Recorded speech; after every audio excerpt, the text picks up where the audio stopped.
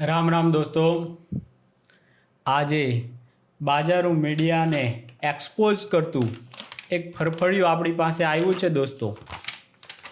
આ ફરફડિયામાં જે પેમેન્ટ લીધા હોય ને બાજારો મીડિયાએ એના વિશે બધું કંઈક લખ્યું લાગે છે. આપણને શું છે એ ખબર નથી, પણ બે કંપની આમાં એવી છે દોસ્તો જેનું નામ છે ને આમ ગૂગલમાં કાંઈ આમ એટલું બધું છે નહીં. એડવર્ટાઇઝ માટે કોઈ આપતું હોય તો એની એડવર્ટાઇઝ કેવી કરી હોય આખું બધા જાણતા થઈ ગયા હોય ને. દર મહિને 5 થી 6 લાખ રૂપિયા સુધી આપેલા છે આ બે કંપનીઓએ. એમાં એકનું નામ છે ઈસ્વાહ અને એકનું નામ છે માવેન. આવી કોઈ કંપનીઓ છે અને એ કંપનીઓ દ્વારા રેગ્યુલર અને આ હજુ એક જીએસટી કંપનીનો જીએસટી નંબર કોનો છે એ હજુ આપણને ખબર નથી, પણ આ એપ્રિલમાં 0 રૂપિયા મળેલા છે અને એની આગળનો પણ હિસ્ટ્રી નથી. તો એપ્રિલમાં 0, પછી મેમાં ડાયરેક્ટ 5 લાખ રૂપિયા, તરત જ 5 લાખ રૂપિયા મળી ગયા ઈસ્વાહ પર એની પાસેથી. પછી જૂનનો કોઈ રેકોર્ડ નથી દોસ્તો. જુલાઈમાં માવેન દ્વારા 4 લાખ રૂપિયા. પછી ઓગસ્ટમાં દોસ્તો ઈસ્વાહ પાસેથી 4 લાખ રૂપિયા. પાછું સપ્ટેમ્બરમાં ઈસ્વાહ પાસેથી 3 લાખ રૂપિયા મળ્યા છે. પછી ઓક્ટોબરમાં ઈસ્વાહ પાસેથી 3 લાખ રૂપિયા પાછા. એમાંથી માવેન દ્વારા 4 લાખ રૂપિયા. પછી ડિસેમ્બરમાં ઈસ્વાહ દ્વારા 5 લાખ રૂપિયા. પછી માવેન દ્વારા 6 લાખ રૂપિયા. અને પછી ફેબ્રુઆરીનો રેકોર્ડ નથી દોસ્તો, અને અત્યારે માર્ચ તો ચાલે છે છતાં પણ 5 લાખ રૂપિયા આવી ગયા છે એમની પાસે. હજુ માર્ચ પૂરો થવાનો બાકી છે. તો આવું જબરજસ્ત પેમેન્ટ એને મળી રહ્યું છે ફક્ત મેથી માર્ચ સુધી. હજુ માર્ચ પૂરો નથી થયો. 46 લાખ રૂપિયા બે કંપની દ્વારા આપવામાં આવ્યા છે. 46 લાખ રૂપિયા. એવા તે હું મોર મૂકતા હશે આ લોકો? આ એક જ કંપની શું મોર મૂકીને આપી દેતી હશે? તો એને 46 લાખ રૂપિયા આપવા પડે. તો આ બે કંપનીના પાછા માલિક એક છે. આવું છે દોસ્તો, માલિક લગભગ એક છે. ક્યાં પછી એવું હવે અત્યારે તો આપણે સર્ચ કર્યું ગૂગલમાં તો એવું બતાવ્યું છે દોસ્તો.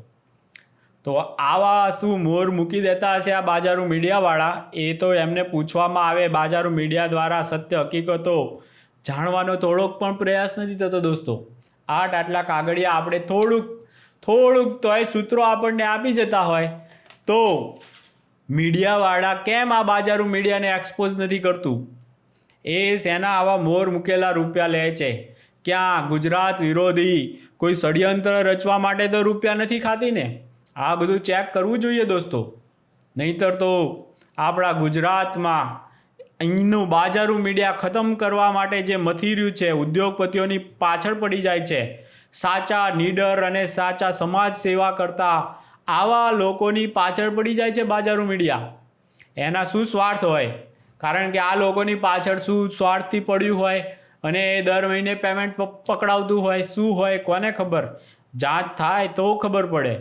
પણ કોઈ બાજારો મીડિયાને એક્સપોઝ કરવા માટે કોઈને આ કાગળિયું જોતું હોય તો ફોટો પાડીને મોકલી શક્યા છે દોસ્તો આપણા તરફથી. પણ મારું માનવું છે આ બે નામ છે ને, એ બે નામ એ લોકો પાસે પહોંચી જાય, માવેન અને ઈસ્વાહ, તો પણ એ લોકો સમજી જશે કે આ કોનું કાગળિયું છે. આ કાગળિયું કોનું છે? અને મેં કીધું ને 5 લાખ, 4 લાખ, 3 લાખ, 6 લાખ આવા બધા પેમેન્ટો લીધેલા છે દોસ્તો. આ જીએસટી પરથી માહિતી મળી છે. તો આ તો હમણાં જ કદાચ જીએસટી નંબર ગયા એપ્રિલે લીધો લાગે છે દોસ્તો. તો એ પહેલાં, અને હા, યુટ્યુબનું પેમેન્ટ એ આમાં કેમ દેખાતું નથી દોસ્તો? એ પણ બહુ મોટો સવાલ છે. કોઈ મીડિયા ચેનલ ચલાવે છે તો યુટ્યુબની પણ ચેનલ હોય તો એ પેમેન્ટ શેમાં લઈ રહ્યા હશે દોસ્તો?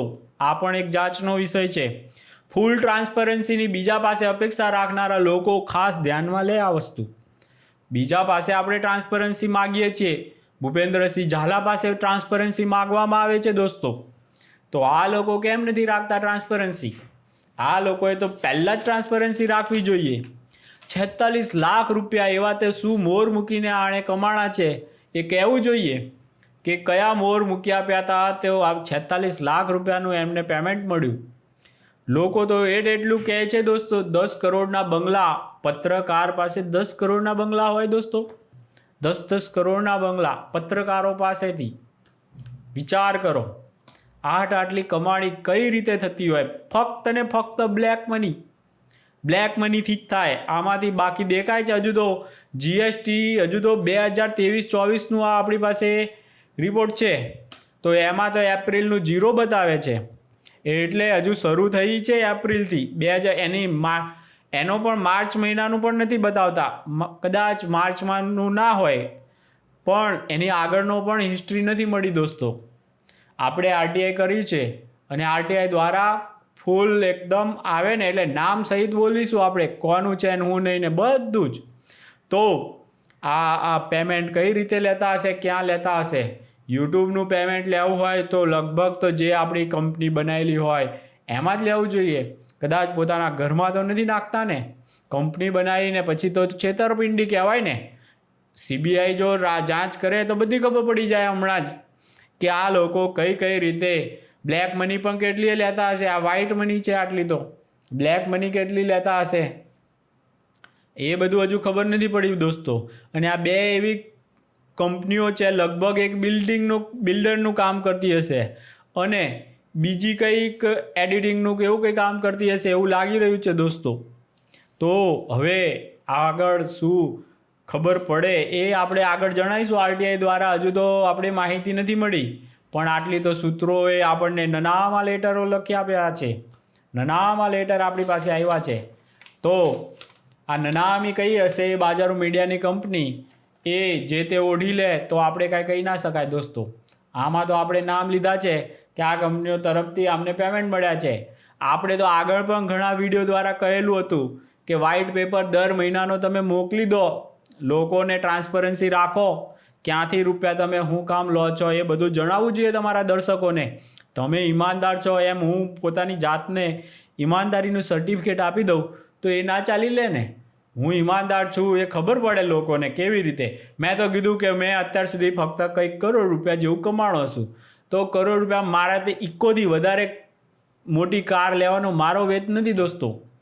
બીજો જે ખર્ચા થતા હોય, ઘરના ખર્ચા, પોતાનું ઘર કરવું, લોન વગર કરી નાખ્યું, બસ આટલું જ આમાં તો વપરાઈ ગઈ આપણી, અને પછી તો મારી ઇન્કમ બંધ થઈ ગઈ.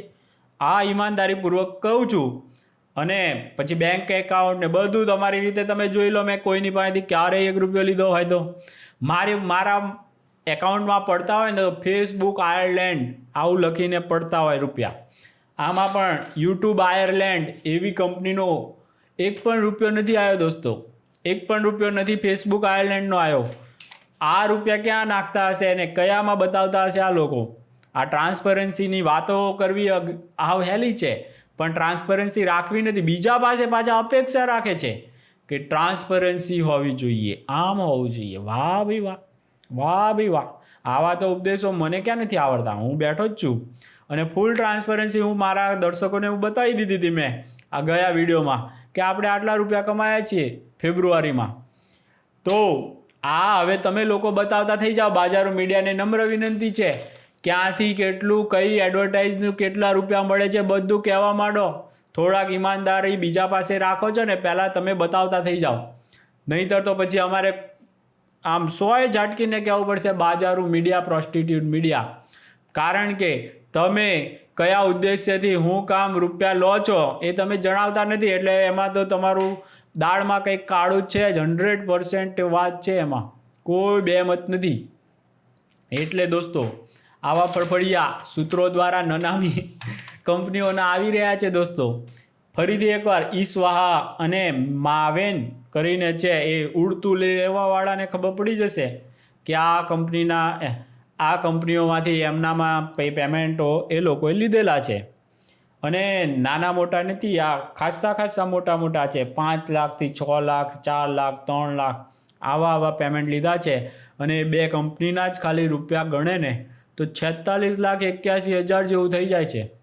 લગભગ રાઉન્ડ ફિગરમાં લઈ લો 47 લાખ રૂપિયા જેવું. બોલો 47 લાખ રૂપિયા ખાલી આ બે કંપનીઓના જ.